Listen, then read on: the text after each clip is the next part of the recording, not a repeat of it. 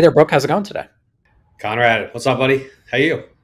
I'm doing pretty good. Can't complain. We're doing a remote recording. I mean, it's always a remote recording session, but today's extra remote down on vacation. But when Danya says this is the time to record, we got to move schedules around and we got to make it happen. So I'm curious, Brooke, how did you originally connect with Danya in our industry? Where did you Oh first my meet? gosh. So Danya and I have been friends for a while. I think it actually started. We were doing Vintory at one point was actually doing mergers and acquisitions, and I think we helped with M&A for Danya. So I think that wasn't that how we kind of first met, Danya? Yeah, I think so. I definitely knew about Vintory. I don't know if I had met you. I'd met some of your team before that point, but definitely, when we started talking acquisition, that's when you and I got to know each other. So Brooke's responsible for some of the money in your bank account, Danya. That must be a warm and fuzzy feeling to see his face again. No? Yeah, yeah, And vice definitely. versa. Yeah. We No, got awesome. we got a little commission for that one too, so that's good. Yeah. What does Brooke always say? Partnership win-win. That seems like a good win-win all around. Hopefully. Well, Don, Absolutely. that's the end of the story, but there's a beginning to that story, isn't there? So maybe Vintori helped at the end of where your business is, but you had Starfish for quite some time. Would you mind, just for the listener who maybe hasn't met you or hasn't talked to you before, kind of a brief summary of Starfish, your background with the company, where it started, and then maybe we could allude to where it kind of ended up finishing its journey. Yeah, absolutely. Yeah, well, I think like many people in this industry, it started with the purchase of one home. My husband and I bought a house on the Oregon coast in 2003. Hadn't even planned to rent it out, but for a variety of reasons, we did end up starting to rent it. And we went away for a few years. When we came back, three kids later, we have this house, and I was kind of going stir crazy being a stay-at-home mom. And my husband said, "Why don't you just start renting, taking over management of this home?" And that's how it all started, really. Um, we did some renovations. My husband happened to be at the coast during the kind of a major renovation of the house, and he met the neighbors, and they said, "Oh, we're not really getting our house rented much through this property manager." And my husband volunteered me to help with their rental. And yeah, that's how the second house came along. And it was really just a part-time kind of business. Things were simpler back then. It was before Airbnb, VRBO had just barely started. And so my goal was just to take on one house a year, if you can believe it. But, after fast forward a few years, things, I kind of saw the light, and things started to roll. It became really like more than a full-time business. Started bringing on staff. I was located in Portland. The market is 2 hours away. So we definitely I hired some staff on the coast. And yeah, that really between 2013 to 2021, we grew. We purchased a building, had our office here locally on the coast, and in December 2021, the opportunity came to sell to Avant Stay. So the last couple of years, since 2021, Starfish is no longer. It's under the umbrella of Avant Stay, and that's the background of how I had my business. And now I'm doing some consulting with the VRM Advocate, and getting to stay involved in the business. And so Brooke asked me to give my top 10 mistakes, I guess, or things that I learned over time. And so here we are today. Awesome.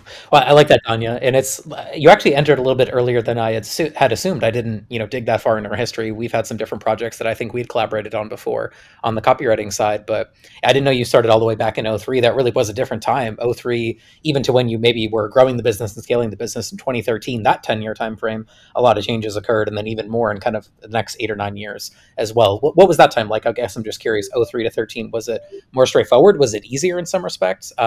Or was there kind of a lot of growth? Was it harder to find guests and homeowners? What was kind of your perspective that time frame, just out of curiosity? Yeah, yeah, interesting. It was totally a different time frame. VRBO was like really avant-garde. Like putting a house on VRBO was like a big thing. When the property manager that was working with our home when we first bought it in 2003, she was getting clients just by sending out brochures. She would put her brochures in the local chamber of commerce. She would send out, every year an updated brochure with all of the homes that were available. And it was really like, there weren't PMSs. There wasn't, everything was done on paper, really. And so when I came along and started managing our home, which was, because they had it for a few years. So it was like, say, 2008, when I started taking it back over, 2009. And I put our house on VRBO. And then when I got that second house, I put it on VRBO.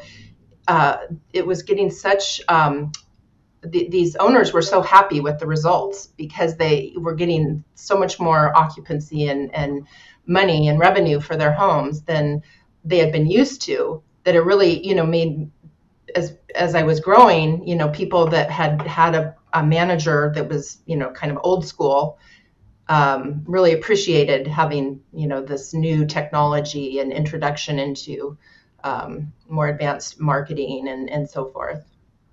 Awesome.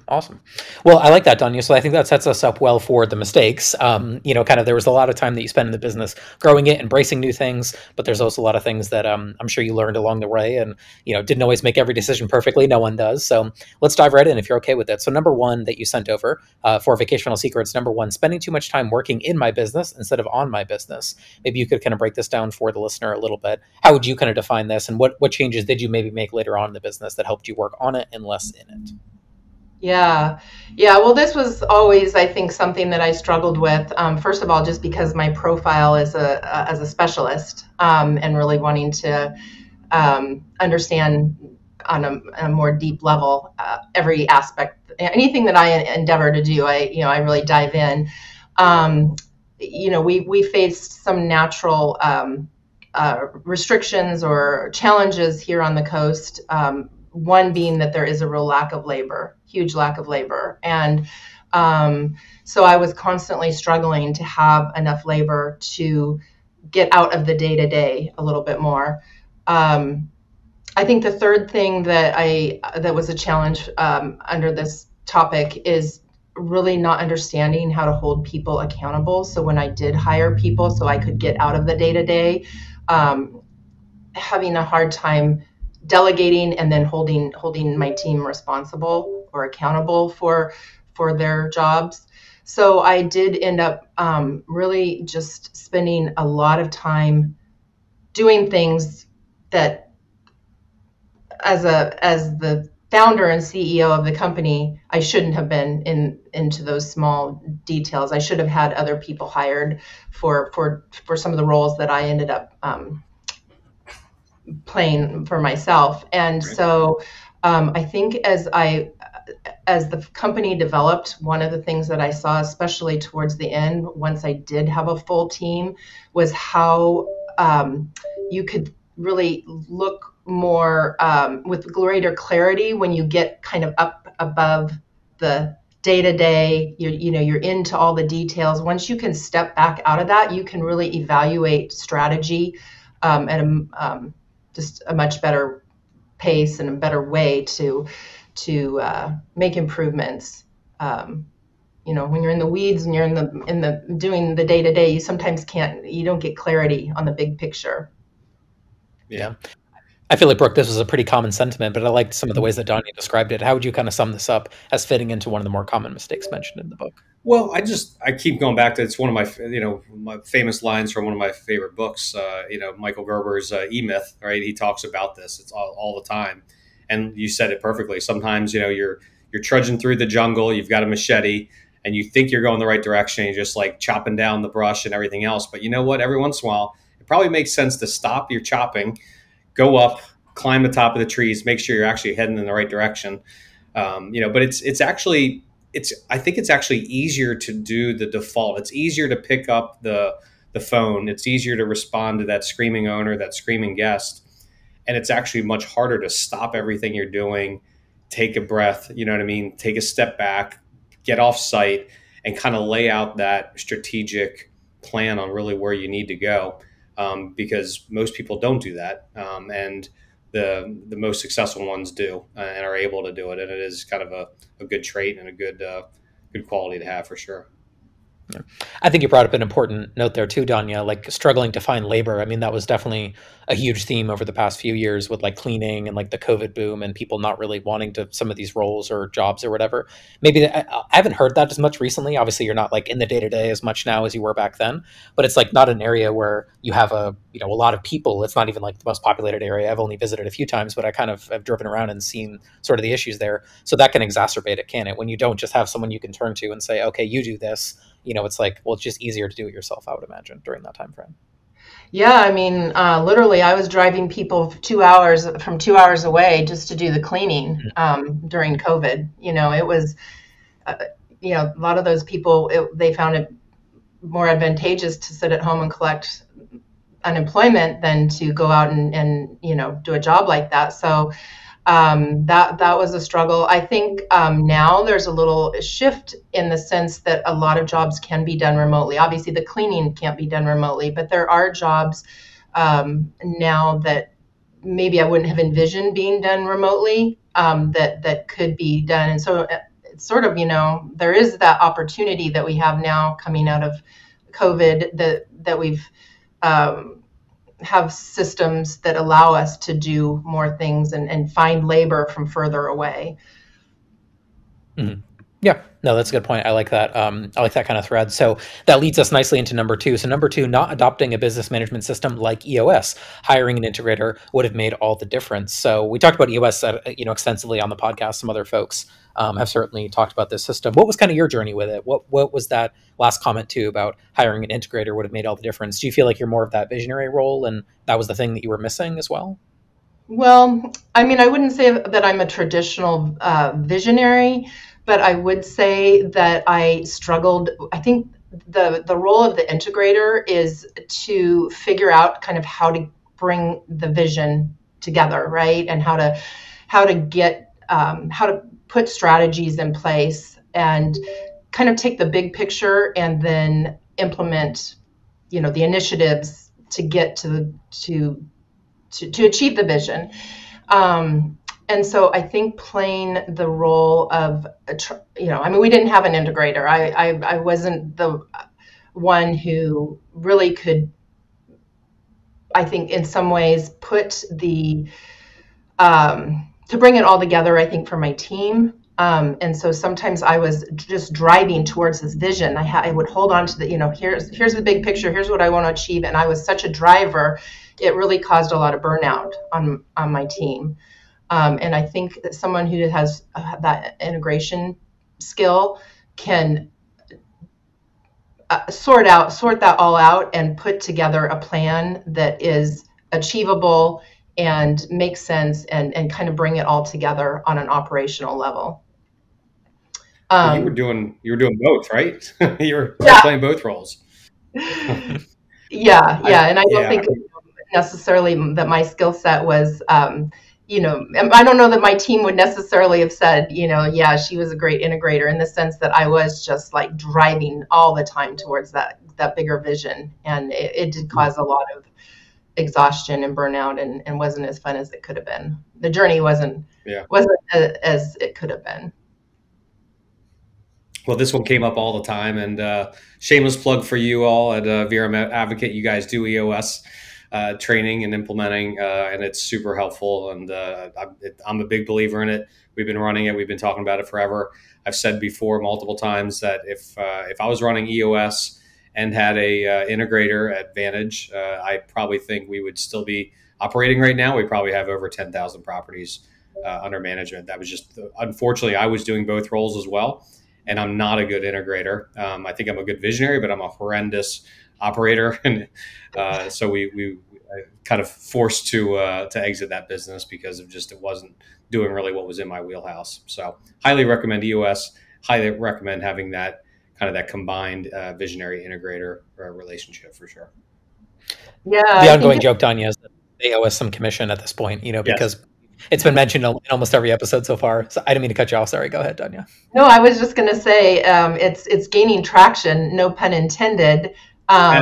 this industry. Like I had never really heard of it. I think I had kind of like someone had mentioned it to me, but now it's like every conference I'm at, I mean, it seems like it's really, the awareness is quite high, and I'm glad about that because it does really give a structure, a framework that these companies can grow and become successful within this structure. Mm-hmm. Yeah. Well, you alluded to it maybe a moment ago, Danya, and Brooke kind of touched on it a second ago, kind of what you're focused on now. But that perfectly comes and brings us into number three then. Number three, not hiring a business consultant to help solve specific issues. So what was kind of your, maybe, how did you think about the consultant, when you were running Starfish for some time? And what's your perspective now, or maybe towards the later part of the business, about hiring those consultants who may have a lot of specific knowledge about something that can help you? Yeah, good question. Well, number one, I wasn't really aware of the option. I knew some consultants, but I wasn't really aware of, like, I didn't know VRM Advocate, for instance, and there's certainly many others. And I think there were definitely challenges along the way that could have been solved more quickly, or could have been solved at all, had I brought in someone who had special knowledge of the challenge we were facing. And, so there's definitely that aspect. And then there's the aspect of having someone kind of train and coach your team. Like, there were things that I don't want to say, that I was the smartest one in the room, but I was the one who people would turn to. And I didn't always have all the knowledge, right? I didn't. And so having somebody else who could have come in and coached those on my team, and given them insights into how to do their job better, would have been a huge game changer. Yeah, I mean, this is one. I mean, if you can leapfrog, if you can kind of jump ahead really quickly by leveraging that expertise. I mean, look, a lot of times these consultants are not cheap, but if they can help you kind of leapfrog so much faster, then it's well worth it. And maybe it's early. You kind of take a lot of hours in the early days, and then it's kind of weans off. Give you a perfect example, like the back end system that we use for Comparent is really complicated, and it's very, very tricky to learn. It's almost like learning a PMS, but you've never had any kind of instructions on it.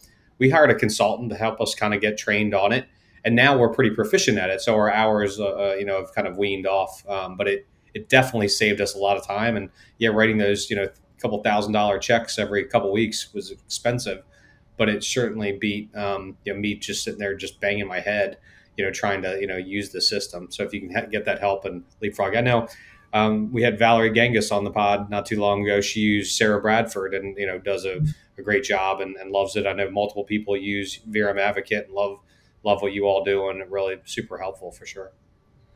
I don't know, Danya, if you follow Alex Hormozy, he's like an author. He's written a lot of books, talks a lot about marketing, direct response kind of stuff. But one of his things that he said a lot, and I believe this is true, is that whatever band you're at, if you want to be at the next revenue band, so if you're making $2 million a year and you wish you were at 5 million or 10 million, and the only thing between where you are and where you want to be is knowledge for the most part. Like, you just don't know what you need to do. So if you can fill in that gap of knowledge quickly, then why not pay for it if it gets you quicker to your goal? Now, if you hire the wrong consultant and they don't give you the right information, sure, that's maybe where people are a little hesitant.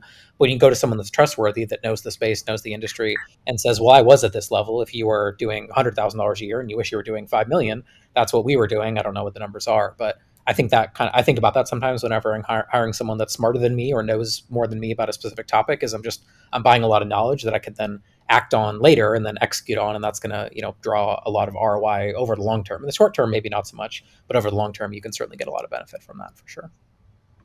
Yeah, absolutely. I agree with all of that. I could have seen how our having some of the specific challenges we had, having someone come in and work with our team, or train me, whatever, would have leapfrogged us, instead of me struggling to figure out the answer myself. Yeah, no doubt. Well, okay, so going kind of more from the high level down to like the very low level here with number 4, not putting SOPs, meaning standard operating procedures, in place soon enough. Too many SOPs lived in my head, which made it harder to bring on new employees and created inconsistencies in how things were done. So this, going back to like that day-to-day commentary from earlier, Danya, is kind of like how do we add a new property into our PMS software? How do we, do a turnover, et cetera? A lot of that was in here. What did you kind of change throughout the process? How did you eventually document things? What was kind of the change that you made in SOPs from the Yeah. start of the business to the end? Yeah, I mean it's I think a common issue that when you start out as a small business and you are the person running the business, you don't have to write it down because you wouldn't need to read it. But as soon as you start bringing on others, you need to have some specific processes, and you need to be able to disseminate the information, right? And so I saw how often when I would hire an employee, it would be so chaotic trying to get them trained. And I didn't have time to, sit there with them all day to train them. And yet I had to, because it was all in my head. So one thing, Sue Jones, she was definitely one of the business consultants I actually did use. She suggested, why don't, as you bring on a new employee, have them document the processes, and that was a really great suggestion, because that helped us to get started having a library that we could access. And it was true on the flip side too. If we had an employee who was with us, they documented how they did whatever their role, and then for whatever reason they left, we had for those until I could get someone hired, we had knowledge of how to accomplish the job that departing employee would leave. And so it really helped us to become less chaotic and kind of frantic, and have something to refer back to. So I think, my advice there is just to start early on, even when you don't really have anyone else. Everything you do, what is your secret sauce? What do you do that makes it that makes your operations run, I guess, and other areas too, of course. Yeah, absolutely. Brooke, this one was pretty common. I feel like it's kind of one of those things I always feel like this is an easy thing to skip, right? No one's watching you. There's nothing bad happens right away when you don't document something. And yet later on, to Danya's point, you really wish you'd done it. Isn't that right? Yeah, but nobody has the time to do it, right? Everybody's busy. They're wearing 18 hats. Who's got the time to, let me stop everything I'm doing and let me write down everything I do step by step by step. It's until you actually, I don't know, what's the catalyst for you actually doing this? It's I guess you hire a new employee and you want them to, do it. I guess that's the time to do it. But I don't even know what the right method is to do it. I mean, look, I was just as guilty. I was ready, fire, aim kind of a guy. So we very rarely had any processes, and it was a huge mistake. And it did make training harder, and onboarding new employees, definitely much more difficult. Yeah, I think it's on the listener right now who's at that beginning stage, right? To be all right, I'm going to listen to all these people, that have gone through this battle and maybe made a few mistakes along the way, lost a few good soldiers, so to speak, and do it when they're not super busy, when they don't have, maybe when they have 9 hats, not 20 hats on, to your point, Brooke. And you want to see somebody that has the best. Jed Stevens over Kaloa Kai probably has the best systems and processes I've ever seen. I mean, he's had that from when he had 10 properties. He had everything laid out so nicely. And then it ended up becoming an owner recruitment tool when he would show the owners what he would do. He never lost a presentation, when he just showed all the steps. I mean, I remember meeting him in person when we onboarded him that first year. And I was like, man, this guy with 10 properties has better systems and processes than I've seen with companies than I had with 500 properties. It was pretty amazing. Yeah. It's that engineering brain, isn't it? He's an engineer. That's why. Yeah. Yeah. I mean, definitely. So shout out for Jed, and read his book. What is it? The Accelerator. Oh, we'll have to put a link in the show notes. I will make sure that gets popped in there. Yeah, that sounds interesting. Yeah, for sure. It's definitely easier to put these pen to paper when it's small. When you're as you grow and you don't have these documented, there's never going to be a good time. So it's not like you're going to have more time later on. So putting some of these on pen to paper and getting them organized when you are smaller makes it infinitely easier. Yeah. It's good segue number 5, Conrad. No, it actually is. That was perfect. Danna, you set us right up, I'm sure intentionally. Number 5, failing to create appropriate KPIs for employees and then holding them accountable. You touched on this a few minutes ago, right? When you were hiring people and maybe that was something that you struggled with a little bit. What was kind of your evolution there? How did you later get to a better spot where, okay, I'm hiring you, you're doing this particular, thing inside of our company. Here's the way I'm going to measure you. And then here's the way that you need to make sure you're, holding yourself accountable, and I'm going to hold you accountable to these numbers. What was kind of the evolution there for you? Yeah, I think everyone needs to have a number, right? Or numbers. Otherwise, they really don't know what they're supposed to be doing on a day-to-day basis. You can't measure their performance. I think kind of going back to EOS, that's the scorecard is helpful there. It gives clear expectations. We know, like, if there's some area that's struggling, we know, who is responsible for that area of the business, and what are, if they are successful or if they aren't. I mean, you have something that you're measuring, and it keeps them, I think, on track and motivated. And then the other thing too, I would have to say, it also helps keep them in their own lane, so to speak, when they know, like, what numbers they are really responsible for. This was something, I mentioned earlier on that I really struggled with, is even right to the end, is holding my employees accountable. And it was just easier sometimes for me to say, well, they are not really achieving what needs to happen here. I'm just going to go ahead and pick up the slack. And sometimes the reason for that was because I didn't really have I didn't understand a way to measure and have the KPIs, so to speak, or the numbers that would have helped them understand what they needed to do to be more successful at their business, and would have reduced my frustration with them not doing what my expectation was. Yeah, I agree with this one. I mean, a buddy of mine, he's a doctor, and I told him we're 100% remote, and he was blown away. He's like, how do you trust that everyone's doing what they're supposed to do? Like, he's more a little bit traditional, when he goes to the hospital, they do their work. And I was like, and we're not perfect at this, but, everybody has a number. Everybody owns a number. Everybody, and it could be multiple numbers.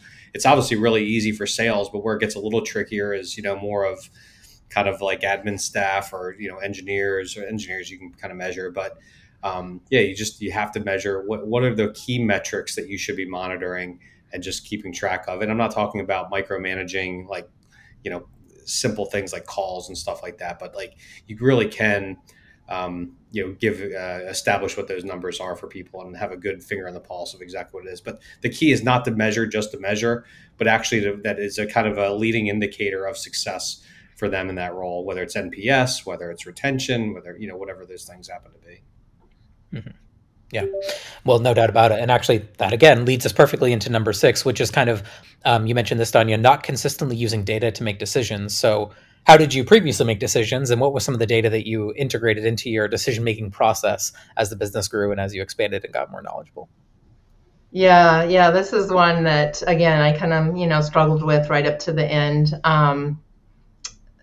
We had so much more data available to us at the end too, versus when I first started in this business. But I think when you start measuring what matters, then how to, you either you can spot areas where you need to make improvements. You become clear on the path to what improvement would even look like. And so a lot of times I ran, I have to say, a lot of things by intuition, or, just a sense of what needed to happen. And I would have people ask me, questions like I don't want to say, like, maybe this isn't a good example, but your per unit revenue, or, just things I didn't have a lot of data top of mind because of the way I ran my business. And I think that prevented us from being as successful as we could have been had I paid more attention. I mean, I think where I've really become clear on this is as a consultant, and working with companies that are running on EOS and seeing their scorecards and seeing how that highlights these are, like to your point, Brooke, leading indicators. And if you wait until you look at your P&L, that's kind of too late to make yep. Changes. And so, that was definitely something that if I was starting over again, I would be placing a major emphasis on looking at the data and understanding what needs to be measured, and what those measurements will, what results that data will affect. I think you can go either way on this, right? People can go all on the data or they can go all on intuition. But I think the best decisions are usually looking at both sides of it, right? Marrying both sides of it, looking at the data, but then going with your gut based on how that data helps you guide there. But if you go all on data, like you may end up making mistakes. If you go all on gut, you may make a mistake. But kind of that blend of the two, I think, is pretty helpful. Yeah. I always think it's like, I do a lot of sports analogies, Tanya, just because I watch a lot of sports. And I feel like that's every athlete is like that. There's some numbers or some, like you want a wide receiver to have a certain amount of speed, maybe, so he can like run past other guys.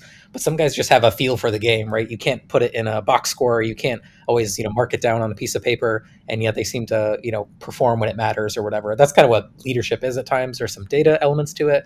And then there's but there's a reason why that number is the way it is. This Right. person was like the example that comes to mind, even with sales, previous agency that I worked for, the territories were split up by state, and some people got the good states, and then some people got states that just weren't quite as strong from a sales perspective. Danya, I hate to say it, but like there's not, like Oregon was not a good sales state if you're trying to sell marketing contracts to vacation rental companies. Florida is an amazing state, right? So salesperson A could get Oregon and look kind of bad comparatively to salesperson B.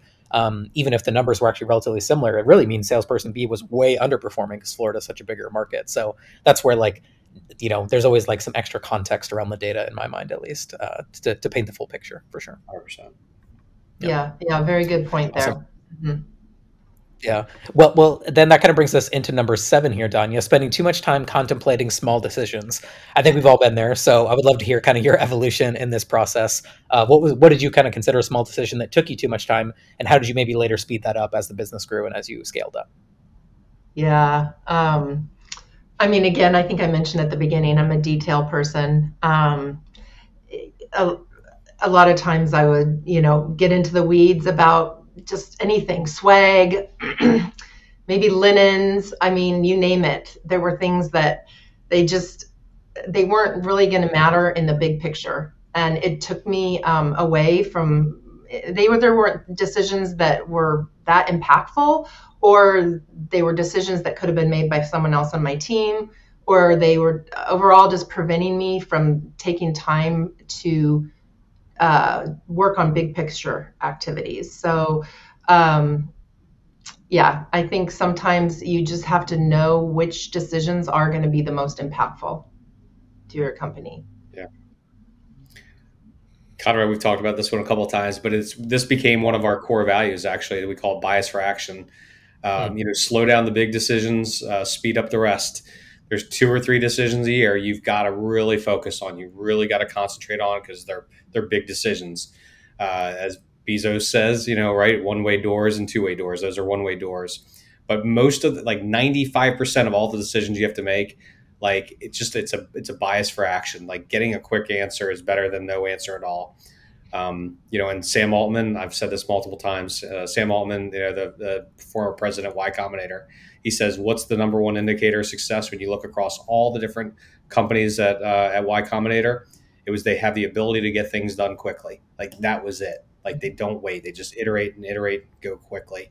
I think even one more story. I think George Herbert Walker Bush, when he was out giving recommendation to his son when he became president, and he's like, just make a decision. He goes, because when it gets to you, there's no right decision, but not making a decision is the worst thing you can do. Just make a decision and go on, or else you're gonna, just get caught in analysis paralysis, and you'll have a bunch of unmade decisions, sitting on your desk, and you get analysis paralysis. Yeah. I've heard one recently, Brooke. I don't even know where this comes from, but it's, if you're not going to care about it 5 years from now, then don't spend more than 5 minutes on it. If it's something quick, just decide in 5 minutes.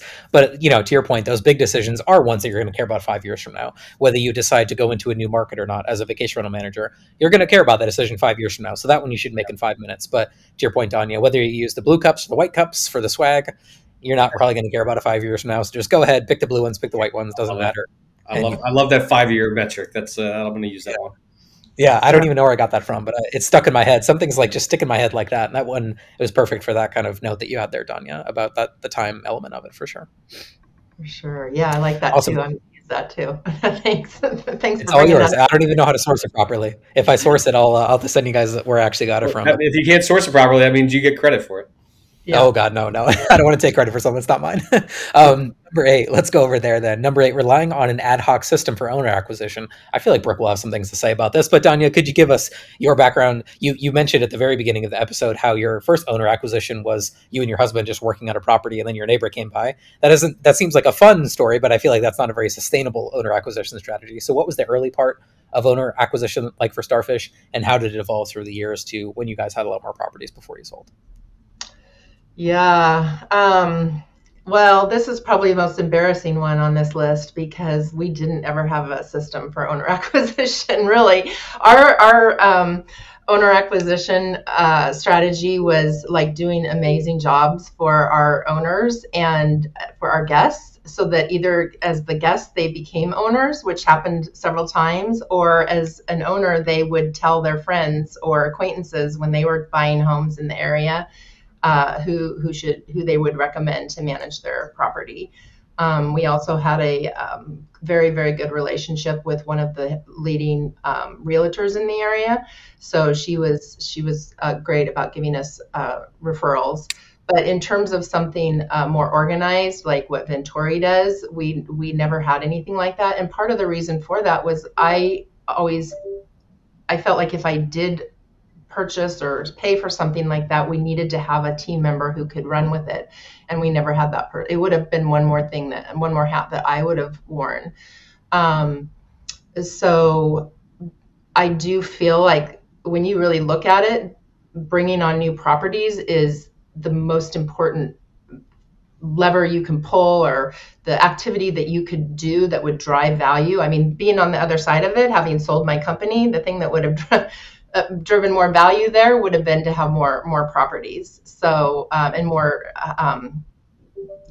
good properties. I'm not talking about just more properties, but deliberate and strategic in the properties you bring on. But yeah, so I think that that's something that people running their business should put a lot of thought into, how they can accomplish this Do you part of the agree, business. Brooke, or no? Yeah, I don't know, a little bit, now I'm sure like this is what always gets me. People, whenever they sell, that are partners of ours, they always come like, man, Brooke, I wish I would have spent more money on investing in the getting more inventory, because they saw like they got checks for every one of those management contracts, and big checks in many cases. So it's one of those things that they always kick themselves afterwards. It's kind of like that person dying on their deathbed. You know what I mean? They're like, damn, I shouldn't have smoked, or I shouldn't have drank so much, But it's, yeah, I mean, but Danya, you're not alone. I mean, 98% of the vacation rental managers out there don't have a system in place. They don't have a consistent approach. And it just blows my mind, because they do a lot of times on the guest side. They've got these really dialed in marketing plans and everything else. And then you ask them about their owner acquisition strategy. There's like, we lob out one postcard a year, maybe, you know what I mean? Or we've got a couple realtors we talk to, they send us a couple deals. They don't have really a system in place. And it's so funny, what you had right there, Danya, was in software, they call that like product-led growth. The product was so good that it sold itself. And I actually say that, and I've done a couple webinars and presentations at conferences on this. And I usually say, like, it's like the 7 strategies to, grow your inventory, or something like that. And number 7, I always usually end with, build a great freaking company. Like, that is the best thing you can do for owner acquisition, is you build a company so strong that word of mouth advertising does it all for you. There's a couple companies out there that have that, but it's very, very few and far between. But if you do such a good job, you do so good at like maintenance, you do such a good job at revenue management, and and those owners love you, they're going to talk. But the way I look at it, it's almost like, if you have that and then you do some proactive stuff on top of it, some of the things that like Vintory does, like that's where it's almost like getting like a supercharger on your car. It just kind of amplifies it to the nth degree. So imagine if you would have just spent a couple of dollars and just had a couple, campaigns running throughout the year. You would have probably, with your reputation that you all built, and you did build one of the top companies by far in that market, you would have probably had double the inventory that you had. Now you would have been pulling your hair out trying to manage all that, but Yeah, there's always Yeah. that balance, right? I always wanted to have, the systems in place to, and we did. We actually had a waiting list of people that wanted to have us manage their home. And, I just said, hey, especially during COVID, I was very sensitive to what our team could do, and that our alliance had to be with the homeowners that we already had committed to. But yeah, I think having some kind of defined strategy for homeowner acquisition is just part of doing this business. Yeah. It's funny you mentioned that, Brooke. That's exactly what I thought of when I heard what Danya said about owners referring. Also, the comment you made, Danya, about guests who stayed with you, who then wanted to buy a home and have it managed by you. That's like such a 5-star, 6-star experience type story, right? Like, not only did I pay them a few grand to stay there for a weekend or a week or whatever, I came back and spent hundreds of thousands of dollars to buy a property and then make sure they manage it. I really like that. And to your point, Danya, on the other side, if you had grown and not had all the right systems in place, perhaps the churn would have been terrible, your service would have degraded, and it might have gone the wrong direction too. So everything kind of has to be in unison, to Brooke's point. And I think that's kind of the lesson for the listener to think about, is like, if you're not hitting the gas pedal at all in owner acquisition, you might be leaving some on the table. If you're hitting it too hard and you're not taking care of the homeowner in the way that you were, Danya, where they were really happy, then you have a leaky bucket. So you've got to kind of have these things roughly be in somewhat equilibrium paths. And it seems like you were doing really well in one and not quite as hard in the other, but it still led to obviously a good outcome. Maybe it could have been a greater outcome had those things been a little bit different, but yeah. Absolutely. Yeah. Awesome. Okay, so we got 2 left. We'll round us out here, number 9 and number 10. This is a different one. I don't think this was mentioned as often, Brooke, so it'll be interesting to kind of see the context around this one. Number 9, Danya, was not utilizing a communication channel like Slack for company-wide communications. Vintory uses Slack. Obviously, it's a very popular sort of application now. So I guess, how did you do sort of like team communication before, Danya, and what changed? Did you later put Slack in the company towards the end, or what was kind of that process like? No, actually, I tried at one point and I couldn't really get it.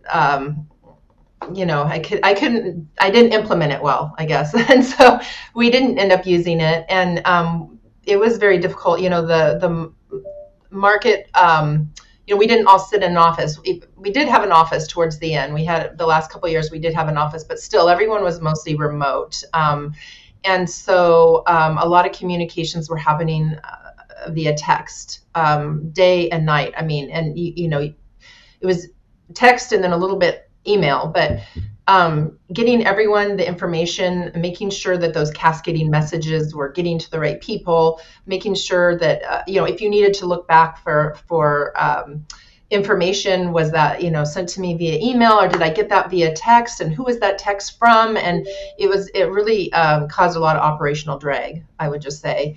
And when AvantStay came in, they used Slack, and I saw, oh, this is how it was supposed to work. And here's a great, even though it was kind of sometimes a little too many Slack messages too, but at least it was a very effective way to communicate across the team and have the right people be informed about different things that were happening.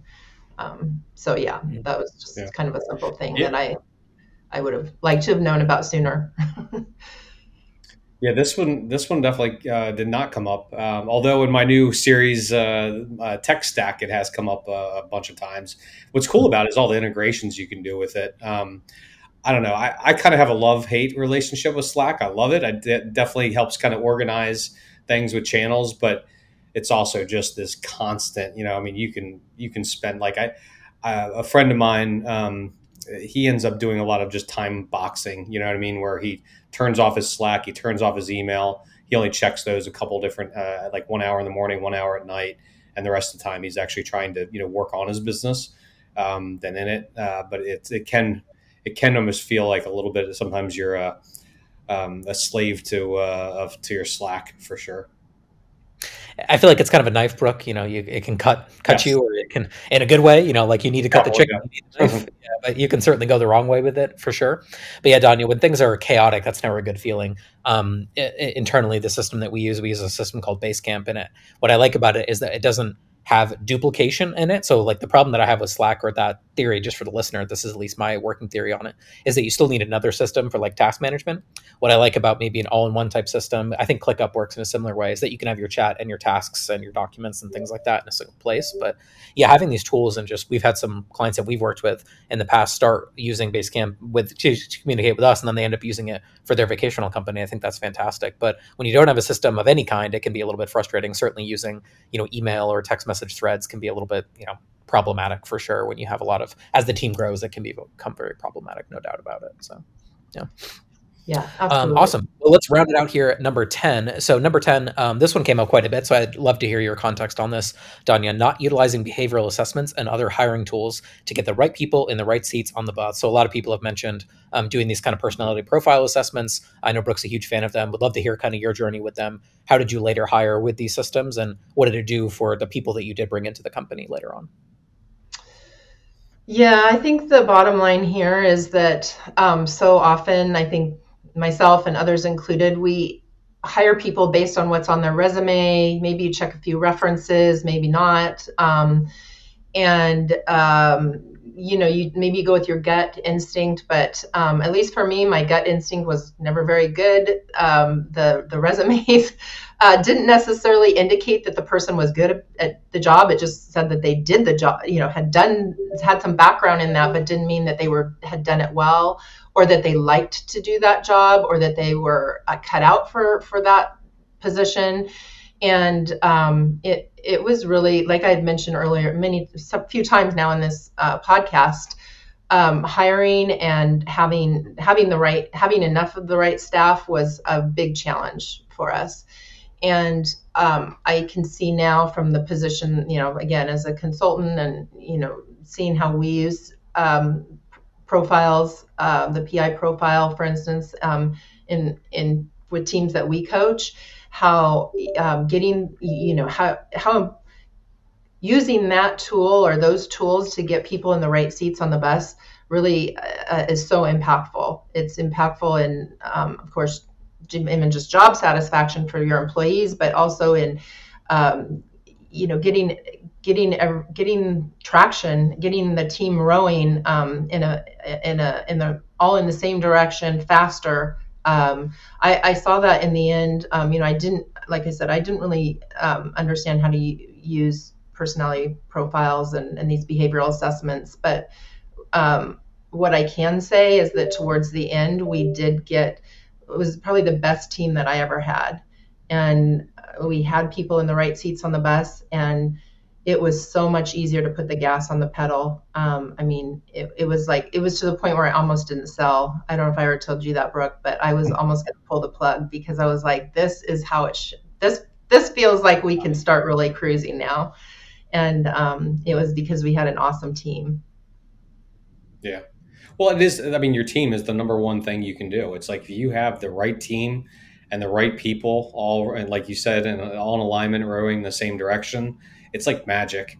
And I could see why you could kind of be hesitant to sell if everybody's doing that. But also conversely, it's like, if you have one or two bad apples in the wrong seat, just how detrimental that is to the overall team, and how just awful that can be, and just how that just expands the entire company. So yeah, these personality assessments, I've said it multiple times, but between personality assessments and then EOS were probably the two. I mean, I think it gets you like 80% of the way there, and then the 20% is just other factors. But I'm changing my tune a little bit on these personality profiles, and here's the reason why. The mistake I've learned is they became so good that I ended up over-indexing based purely on their profile. So just like you wouldn't just look like at a resume, or you wouldn't just look at an interview, you shouldn't just look at their profile, their PI or CI. I think you have to look at each one equally and look at their experiences, talk to them in an interview. I mean, we've recently made a hire that's not working out. He was the perfect profile. I mean, like textbook. I was like, we need to hire this person, because it's like, you can't get a better profile than this. But it didn't work out, and we probably should have spent a little bit better time in reference checking, and also maybe doing a better job on the interview. but I over-indexed on that profile. So it's one data point amongst many, but it is an important one. And we weight it pretty heavily, but don't weight it too heavily. Yeah, I think it's like a batting average, right, Brooke? Like you're never going to bat 1,000. No one on planet Earth bats 1,000. I'm sure Bezos didn't bat 1,000 when he was building, the biggest company in the world. So I don't think anyone's going to, but it does. It can certainly provide extra context. And like Danya was saying, once you get everybody, once you kind of get them through the right process and you have the right people in there, it can work really well. Well, I know we're time, Danya. In fact, we went a little bit over, so thank you. But I think as Brooke has one more question for you to round us out, which is a question about your younger self. So Brooke, maybe you can lead us out with that, and then we can let Danya go for today. All right. So think back 5 years ago, Danya, when you were 25 years old. If you could go back and give that 25-year-old Danya some advice, what would it be? Yeah, well, I would say, I mean, there's so many things I would tell my younger self, but I think, just keeping a good balance and keeping things in perspective. I missed out on a lot of my kids' years growing up because I was so focused on building this company and being successful. And, I neglected my kids, my husband, my friends, and those, when you get to this point in my stage of my life, I really, realize you can't go back and get that time back. So keeping everything in perspective and taking a balanced approach to life in general, and if you're in this business, then just it can really consume you. And so putting bumpers or boundaries on the business so that you don't lose sight of what's really important. That's great. Love it. That's good perspective. Awesome, Daniel. Well, we appreciate it. We'll put some links in the show notes and things like that where people can check you out, connect with you on LinkedIn, or kind of reach out to VRM Advocate, some of the work that you do in other capacities. But we thank you for your time and recording with us today. This is a great one. I think there's a lot to learn from your story, and kind of the time you had in the industry was obviously a time of a lot of growth, and you made some mistakes, of course. That's kind of the topic of the book, but you also had obviously a fantastic exit, and there's a lot of good things there at the end of the day as well to highlight from. So thanks again. We appreciate you. And for everyone listening, if you made it this far, obviously we really appreciate you as well. If you could drop us 5 stars in your podcast app of choice, that helps more people listen to great people like Danya sharing their experiences so more folks can learn from that. So we thank you, and we'll catch you on the next episode.